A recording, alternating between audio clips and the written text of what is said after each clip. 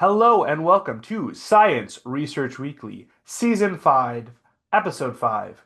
Oops, all singularities. Get ready for tiny nanopores, a supernova-skipping black hole, kidney disease, ultrasounds by robot, and keeping files organized for publication in R. This will cover material from February 13th to the 19th. Let's get started with some research articles.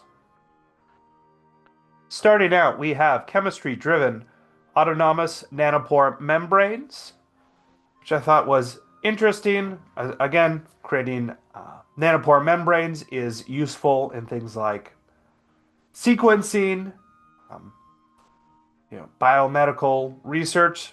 So the ability to make pores at, as the abstract says, the atomic scale would be a real step forward. So pretty technical, but I think really interesting of creating these solid state nanopores.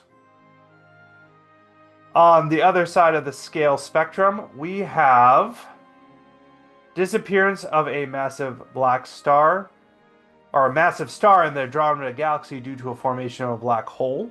So normally a massive star, it collapses in a supernova, and then maybe forming some sort of object like a black hole, neutron star, etc. But apparently, in some theory, or at least theory projects that actually you could have a non-supernova black hole formation, and looks like the authors suggest that they did find in the Andromeda Galaxy a instance of this actually happening, where the star disappeared, never went supernova, and that it actually seems to have formed a black hole skipping the supernova stage. So, sort of a confirmation of theory with observation.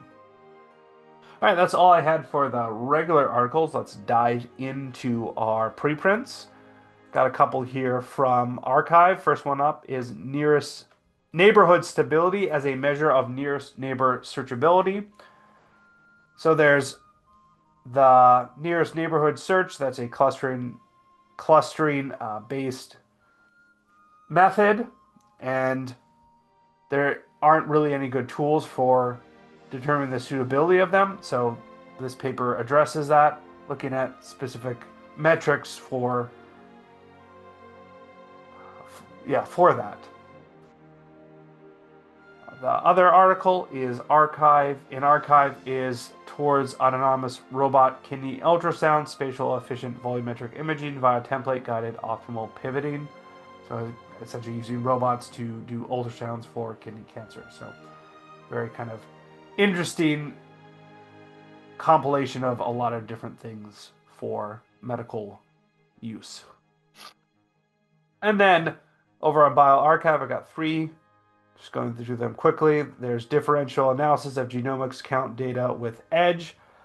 So bioconductor. So for R, there's the Edge packet, EdgeR package, which is useful, but there isn't a Python-centric version. So the authors present Edge Python.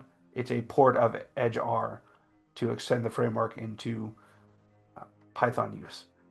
There's also virus-free continual directed evolution in human cells using somatic hypermutation, so ability to have cell lines with mutations for different use in research. And then finally, there's transcriptional activation of estrogen receptor-alpha and estrogen receptor-beta from elephant shark, Callorhynchus milii. So elephant sharks are actually chimera, but they're able to kind of look at some of the history of evolutionary history of estrogen receptors, and humans have two, whereas looks like sharks and chimera, so cartilaginous fish, might actually have three. All right, with that, let's turn to some research tools. There's one article that was posted to our bloggers, originated Seascape models, about keeping files organized for publication. Just sort of a list of the author has that he wished he'd done or his students had done. So things like keeping folders organized, R scripts having plots saved directly, final results script, etc.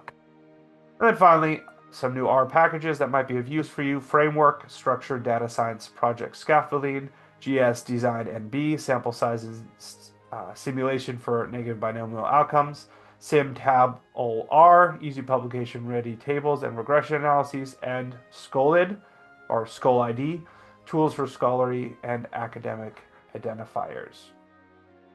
With that, thanks for joining for this shorter Science Research Weekly. There are no grants of use for today. With that, science on, and I'll see you next time.